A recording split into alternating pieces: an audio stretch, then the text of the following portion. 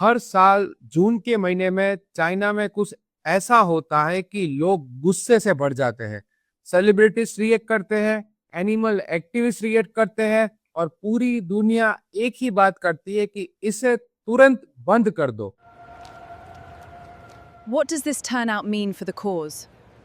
We have to be Ruby. We have to be their voice before it is too late. लेकिन सबसे shocking बात यह है कि क्या आपने यूलिन डॉग मीट फेस्टिवल के बारे में जो चीज सुनी है वो 100% फैक्ट है या कुछ मीथ है। Tonight, the eyes of the world are on this city as a story of global proportions begins to unfold. अब ये पूरे वीडियो में हम सिर्फ और सिर्फ रिसर्च रिपोर्ट देखेंगे, ना कोई प्रोपोगेंडा होगा, ना किसी पर्टिकुलर जगह की हम लोग साइड लेंगे। एग्जैक्टली क्या फैक्ट्स है, क्या हर साल हजारों डॉग्स वहां पे मारे जाते हैं, क्या ये एक एंशिएंट चाइनीज सिविलाइजेशन का एक पार्ट है, क्या सालों से डॉग मीट को वहां पे कंज्यूम किया जा रहा है कि नहीं किया जा रहा है। फैक्ट्स के अकॉर्डिंग और रिसर्च के अकॉर्डिंग सारे के सारे रिपोर्ट्स देखेंगे हम लोग। In a world of digital chaos, rumors can spread faster than the truth. But true evidence requires verification. और क्या ये यूलिन डॉग फेस्टिवल अब धीरे धीरे कम होता जा रहा है? हम मिथ, रियलिटी और फैक्ट्स तीनों को अलग करेंगे, चाइनीज लोगों के खुद के ओपिनियंस भी देखेंगे और पूरे वीडियो में एग्जैक्टली अब क्या ये डॉग मीट फेस्टिवल अभी भी चालू है, क्या बंद हो चुका है और रियल में क्या क्या चीजें एग्जिस्ट करती है, सब जानेंगे। आइए देखते हैं चाइना के यूलिन डॉग मीट फेस्टिवल के बारे में।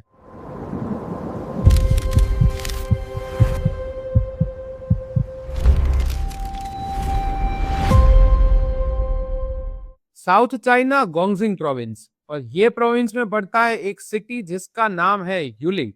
अब आम दिनों में तो बाकी सारे चाइनीज सिटी की तरह एकदम सिंपल बिजी स्ट्रीट्स होती है, लोग अपने काम पे जा रहे होते हैं, कॉमन स्काईक्रैपर्स सिटीज। लेकिन जून के मंथ में ये सिटी बन जाता है न्यूज में हेडलाइंस।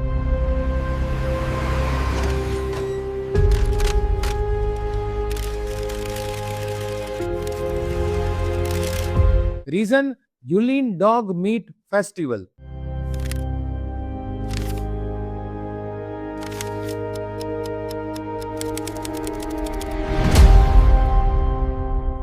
जो समर के अराउंड होता है और इसको कभी कभी चाइनीज डॉग मीट फेस्टिवल या लीची फेस्टिवल भी बोला जाता है, बिकॉज लीची नाम का जो फ्रूट होता है वो डॉग मीट के साथ कंज्यूम किया जाता है। और ये टाइम पे दुनिया के सारे बड़े बड़े न्यूज चैनल और न्यूज़पेपर और मीडिया हाउस वहां पे पहुंच जाते हैं, चाहे वो बीबीसी हो, चाहे वो द गार्डियन हो, चाहे द सीएनएन हो, सब लोग वहीं पे मौजूद हो जाते हैं इसको कवरेज करने के लिए और इसको कवर अप करने के लिए।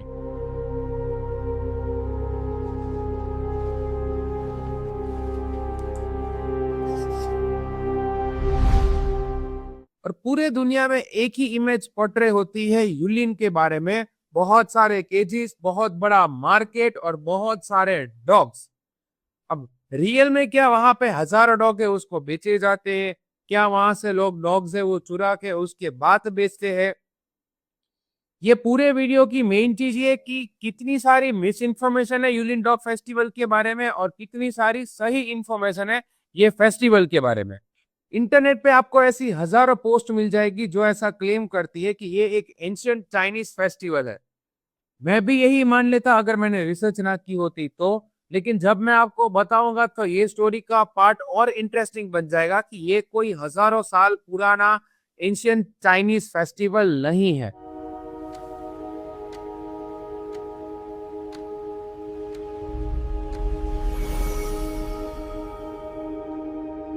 चलो एक एक्सपेरिमेंट करते हैं। अगर मैं आपको पूछूं कि यूलिन डॉग मीट फेस्टिवल कितना पुराना है, तो आप में से आई थिंक बहुत सारे लोग मुझे बोलेंगे कि 200 साल पुराना, 2000 इयर्स पुराना। लेकिन मैं आपको ऐसा बताऊं कि ये फेस्टिवल स्टार्ट हुआ था 2009 और 10 के यहाँ पे। हाँ, अब कुछ लोग बोलेंगे 2009-10, यस। ना तो ये 200 साल पुराना है, ना तो ये 2000 साल पुराना है। ये स्टार्ट हुआ था 2009 से लेके 2010 के बीच में। देखो ये कुछ साल पहले ही स्टार्ट हुआ था और यहीं पे हमारी स्टोरी और इंटरेस्टिंग होती है। कुछ लोकल डॉग मीट ट्रेडर्स थे, उनको अपना बिजनेस बूस्ट करना था, इसीलिए उन्होंने एक फेस्टिवल बनाया, जो फेस्टिवल का नाम हो गया यूलिन डॉग मीट फेस्टिवल। ये कोई भी एंशियंट चाइनीज फेस्टिवल नहीं था और उनको अपना बिजनेस बूस्ट करना था, इसके लिए ये पूरा का पूरा फेस्टिवल है उसको क्रिएट किया गया, just because of they wanted a profitable business. अब देखो, इसका मतलब ये नहीं हुआ कि एंशियंट चाइना में डॉग मीट को कंज्यूम नहीं किया गया था। चाइना में अगर आप देखोगे तो अलग अलग टाइप के ट्रेडिशन है, अलग अलग टाइप की डायनेस्टी हुआ करती थी, अलग अलग टाइप के रीजन हुआ करते थे। कुछ रीजन में एंशियंट चाइना में डॉग मीट को कंज्यूम भी किया गया है, कुछ डायनेस्टी इसको कंज्यूम करती थी, कुछ लोग तो इसको मेडिसिनल फूड मानते थे कि इसको कंज्यूम करने से आपके कुछ डिजीज है वो भी चले जाते हैं, बट दैट डजंट मीन कि पूरा चाइना इसको कंज्यूम करता था सालों से। Behind the traditions lie powerful economic engines. Networks of commerce connect local businesses, visualizing the commercial interests that drive the event. देखो, ये इंपॉर्टेंट पॉइंट ही समझना जरूरी है।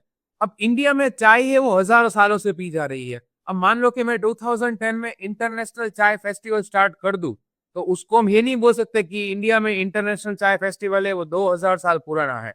बस सेम चीज है चाइना के यूलिन डॉग फेस्टिवल के बारे में।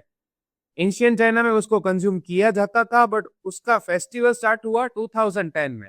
अगर आप ध्यान से देखो तो चाइना में 1.4 बिलियन लोग हैं, अलग अलग स्टेट है, अलग अलग प्रोविंस है, अलग अलग टाइप के रीजन के लोग रहते हैं वहां पे।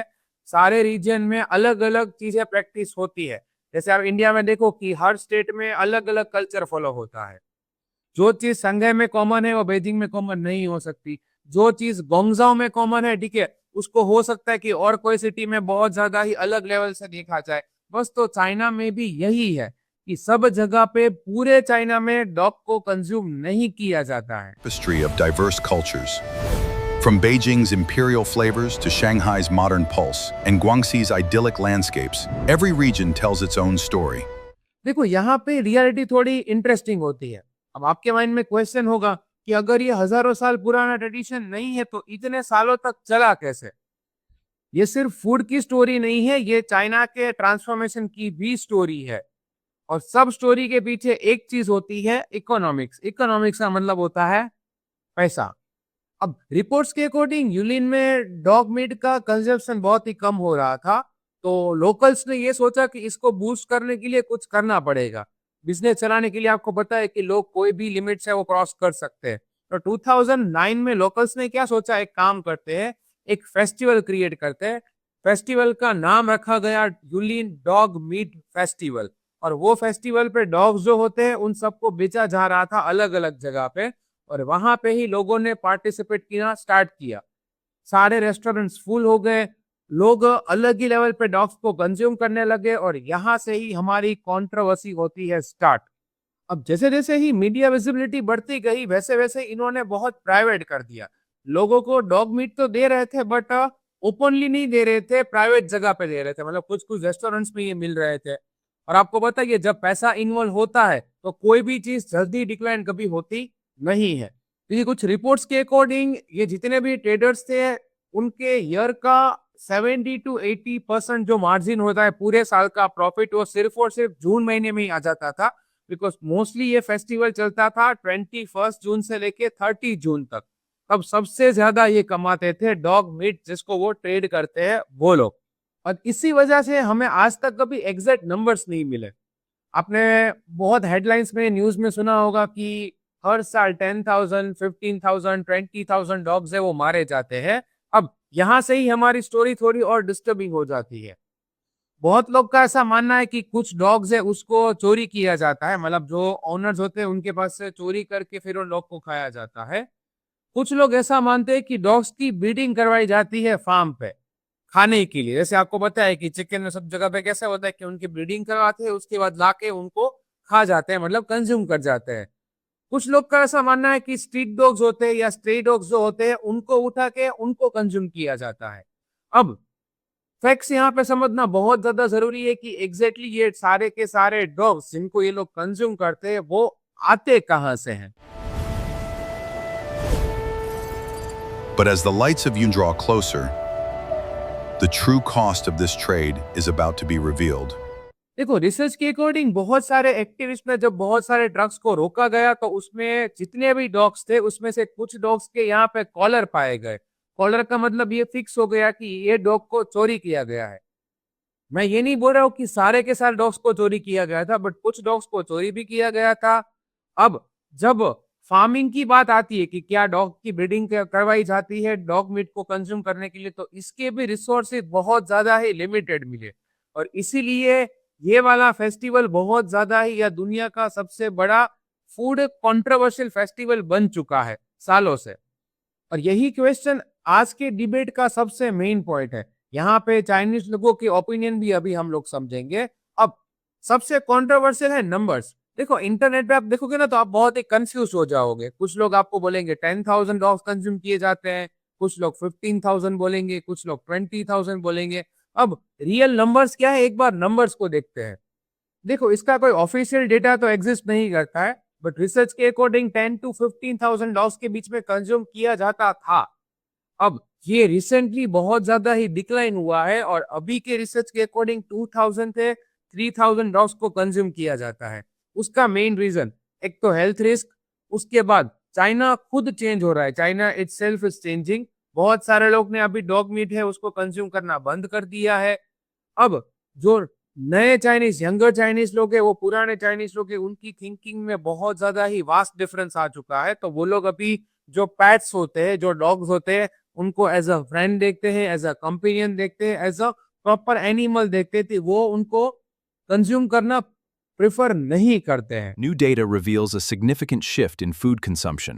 In Yulin, researchers are tracking a steady decline. These updated estimates suggest a changing appetite. This marks a new देखो, पूरे डॉक्यूमेंट्री का सबसे इंपॉर्टेंट पार्ट, पूरे दुनिया में ऐसी इमेज पोर्ट्रे की गई है कि चाइना वर्सेस वर्ल्ड।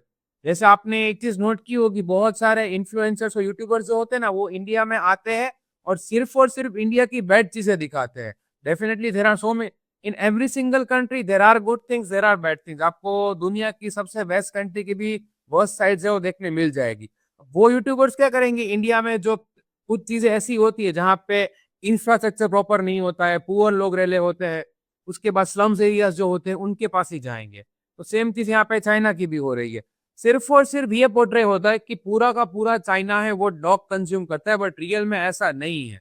जो 20 ईयर्स पहले चाइना हुआ करता था, आज का चाइना पूरा अलग है। पूरा चाइना इसको डॉग को कंज्यूम नहीं करता है। मैंने पहले ही बोला कि हाँ, एंशियंट चाइनीज सिविलाइजेशन में डॉग को कंज्यूम किया जाता था और उसके एविडेंस भी है, बट दैट डजंट मीन कि पूरा चाइना उसको कंज्यूम करता है। बिकॉज आज की जो नई जनरेशन है वो डॉग को कंज्यूम नहीं करना चाहते हैं, वो उनको एज अ कंपेनियन देखते हैं, वो उनको एज अ पेट देखते हैं। He really loves this park. Go get it, buddy! Such a good boy. अब सबसे बड़ा क्वेश्चन, क्या चाइनीज गवर्नमेंट इसको सपोर्ट करती है? अब इसका आंसर थोड़ा कॉम्प्लिकेटेड है। He was part of our family, just gone. This is not an isolated incident. 2020 में चाइना में डॉग्स को as a companion animal category में डाला गया और यहाँ से ही डॉग मीट का कंजप्शन बहुत ही डिक्लाइन हो गया। और पहली बार ऑफिशियल्स ने ये एक्नॉलेज किया कि डॉग सिर्फ और सिर्फ कंज्यूम करने का पार्ट नहीं होता है। और शेंजन एंड जुंगाई जैसे अलग अलग सिटी में तो इसके ऊपर बैन भी लगाया गया। अब सबसे मेन क्वेश्चन, क्या पूरे चाइना में इसके ऊपर बैन है? नहीं, नेशन वाइड बैन अभी भी नहीं लगा है। कुछ जगह पे लोग अभी भी इसको कंज्यूम करते हैं, कुछ जगह पे ऑलरेडी प्रोहिबिट कर दिया गया है। तो अब कितने लोग उसको कंज्यूम करते हैं, सबसे बड़ा क्वेश्चन ये उठता है, और क्यों कंज्यूम करते हैं।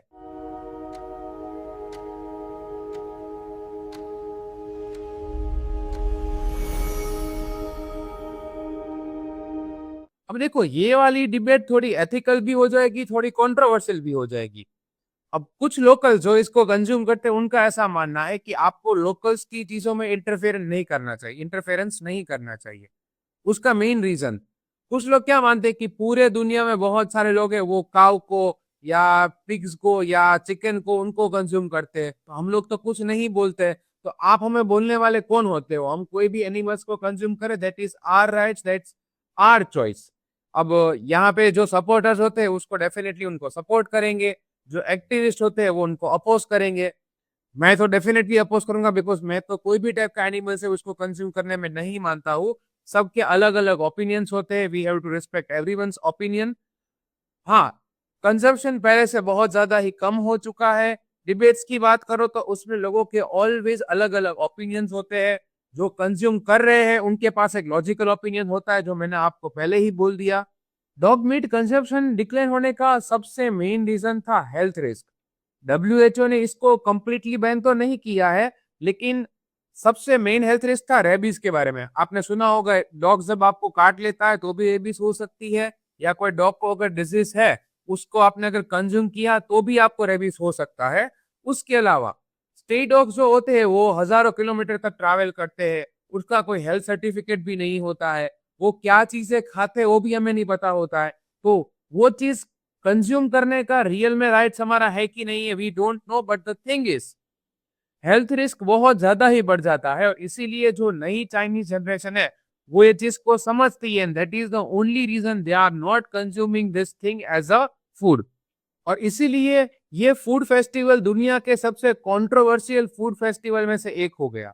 अब सबसे बड़ा क्वेश्चन, क्या ये एंशियंट टाइम से बिलोंग करता है? क्या एंशियंट टाइम से लोग उसको कंज्यूम करते हैं? डेफिनेटली नहीं। एविडेंस भी इसको सपोर्ट नहीं करता। क्या ये अब कंप्लीटली बैन हो चुका है? डेफिनेटली नहीं। क्या इसमें बहुत ज्यादा ही डिक्लाइन देखने मिला है? Definitely answer is yes.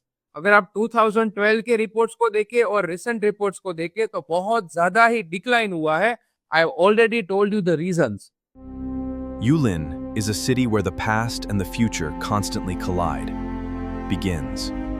Every street and data point holds a piece of the puzzle. देखो, वीडियो के एंड में ही सारे क्वेश्चंस के आंसर छुपे हुए हैं कि सारे चाइनीज लोग हैं वो इसमें इन्वॉल्व नहीं है, सब लोग इसको कंज्यूम नहीं करते हैं। कुछ चाइनीज लोग खुद इसको अपोज करते हैं because China itself is a changing, सब लोग इसमें नहीं मानते हैं। सो just because some people are consuming dog as a meat, that doesn't mean that the all Chinese people are wrong. ये तो वही वाली बात हो गई कि इंडिया में कुछ लोग अगर गलत कर रहे हैं उसका मतलब कि सारे के सारे इंडियंस को as a third world country में देखा जाए, वो वाला चीज भी गलत ही है। और इसी में ये पूरी स्टोरी का एक इम्पोर्टेंट पार्ट छुपा हुआ है कि जब law, culture, business, public health और एनिमल वेलफेयर एक ही जगह टकराते हैं तो सिंपल आंसर एग्जिस्ट नहीं करते हैं। देखो, आज पूरे वीडियो में हमने देखा कि नंबर्स कैसे चेंज हुए, ये कोई एंशियंट चाइनीज ट्रेडिशंस भी नहीं है। उसके बाद सबसे बड़ा मिथ क्या है वो देख लिया, पब्लिक ओपिनियंस कैसे चेंज हुए, गवर्नमेंट का स्टांस कैसे चेंज हुआ, और कैसे एक लोकल इवेंट ग्लोबल कंट्रोवर्सी बन गई। लेकिन वीडियो खत्म करने से पहले एक बात, इंफॉर्मेशन के बिना ओपिनियन एक नॉइस होता है, और इंटरनेट पे आज बहुत सारा ही नॉइस है। आपको लगता है कि ऐसी रिसर्च बेस्ड डॉक्यूमेंट्री से वो लोगों के सामने आनी चाहिए तो प्लीज चैनल को सब्सक्राइब कर दीजिए। जितने ज्यादा हो सके उतने लोगों के साथ ये वाला वीडियो शेयर कर दीजिए, और तब तक क्वेश्चन पूछना मत भूलिए और फैक्ट से उसको वेरीफाई करते रहिए। मिलते हैं नेक्स्ट इन्वेस्टिगेशन में, नेक्स्ट स्टोरी में, नए वीडियो के साथ, नई चैलेंज के साथ। जय हिंद।